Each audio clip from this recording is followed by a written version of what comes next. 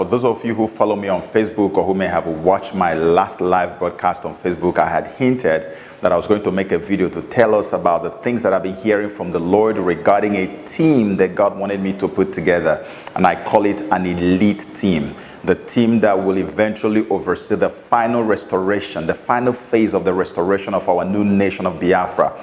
For those of you who don't know, Biafra is a very spiritual nation. It's not one of those nations that you birth out of political and diplomatic negotiations. It is a nation that is birthed out of the spiritual realm, or birthed in the realms of the spiritual.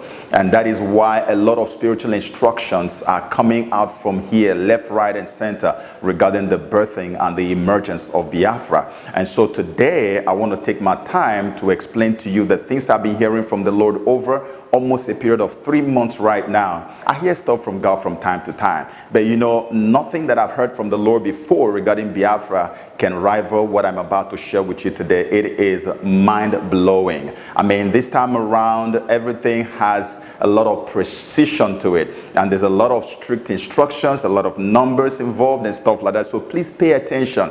Now, the elite team that I'm talking about is going to be formed in 3 different layers, okay?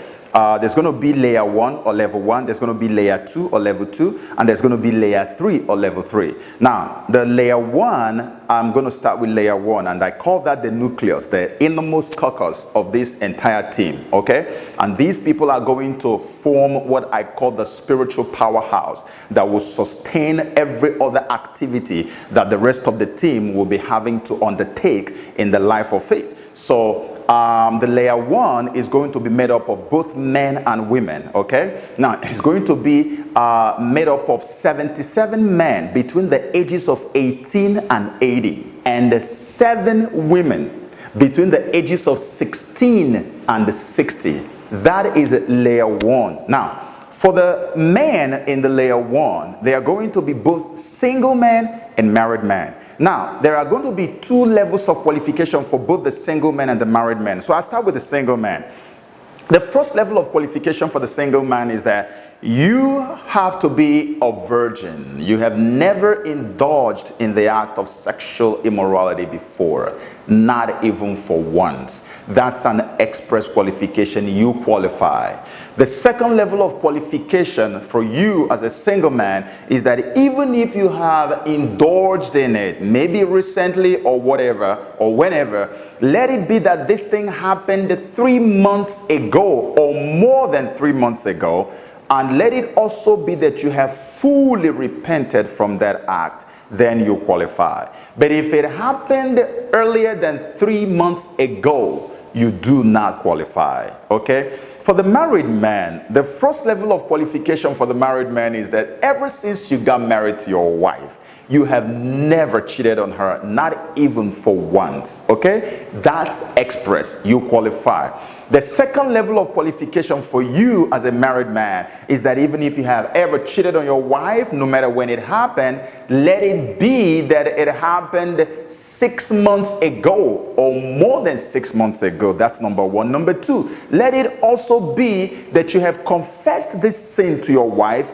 And number 3, let it be that you have fully repented from it. Then you qualify.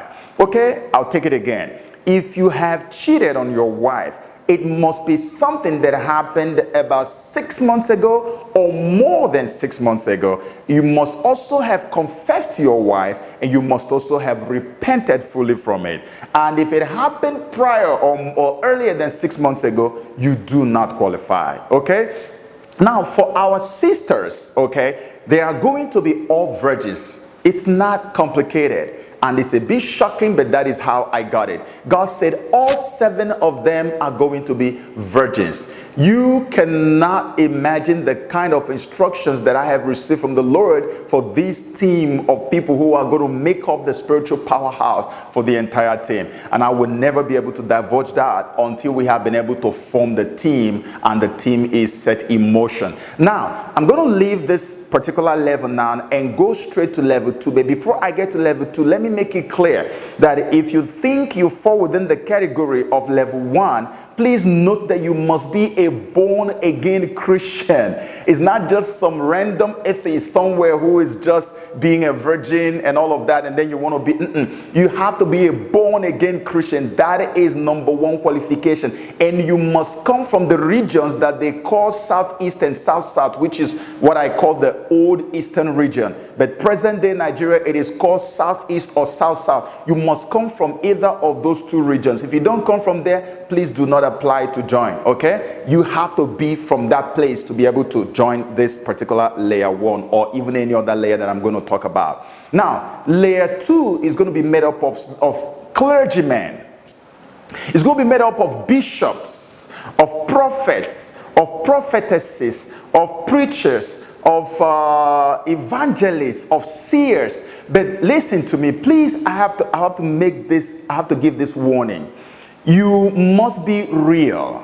You must not be fake. If you are fake, we reserve the right to deny you access or entry into this group. You cannot join us if you're one of those people who have compromised or who has now gone to contaminate themselves with all kinds of satanic powers to display all kinds of deceptive things to people. No, we don't want that. We want people who believe the Lord has called them. This is for preachers and bishops who are real, who are original, real men and women of God. The whole of layer 2 belongs to you. You're not sharing it with anybody. That's where you belong. There's going to be a leadership for each one of these levels, and I have a lot of instructions that I will give to each level when we have finally fully formed everything. I have set it all in motion. Now, level 3 or layer 3 is going to be made up of captains of industries, professionals in different fields, doctors, lawyers, or architects, whatever you are. You're a businessman, you are a scientist, you are a banker, you are an accountant, a finance professional,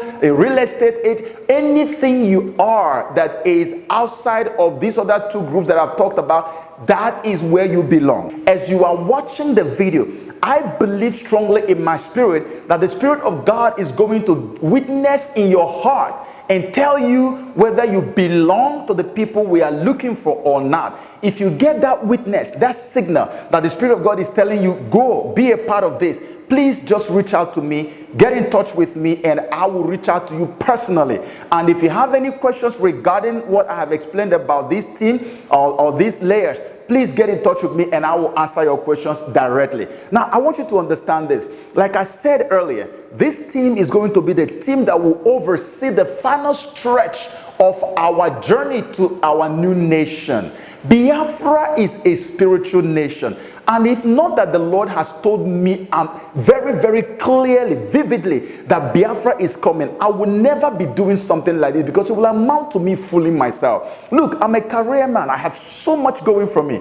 But I have been hearing from the Lord clearly. He said, your time has come. Remember, when Moses went to lead the children of Israel out of bondage in Egypt, it was because their time had come. So what we are forming here now is not just some type of sociocultural organization. No, we are creating an elite team that will oversee the going home of our people, just like Moses did, just like Joshua did. And it has a lot of very strict divine instructions. So please pay attention.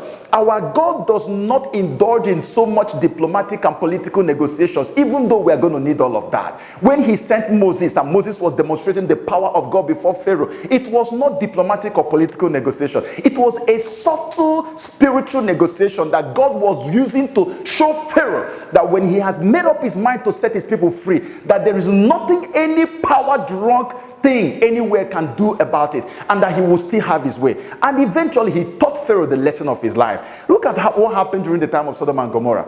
Okay, the angel was negotiating with Abraham, and Abraham said, what if you find 10 righteous people here? Will you still destroy? The angel said, no, I will not destroy. What do you call that? That was a spiritual negotiation going on right there. So just like I know that we still need diplomatic and political, let me make it clear to you that when God is the one doing it by himself, the most important negotiation is spiritual negotiation. And that is what we are about to do. This team we are putting together, the people here, you are going to forever live to be grateful to God that you are a part of this, because the things we are going to do, we are the ones that are going to make the history. Our nation will emerge, and mark my word today, mark today's date, nothing on earth, no man born of a woman can stop it from coming, because our time has come and our freedom can no longer be held bound. Thank you so much, and I look forward to hearing from all of you. God bless you.